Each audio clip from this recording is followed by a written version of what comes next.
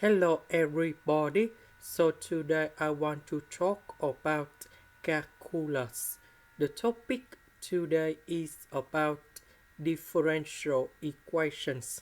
So now I want to show you how to answer.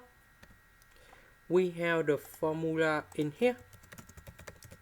ln(a) minus ln(b) equals to ln of a over b. So we can apply the formula in here. So that should be about ln of s over y.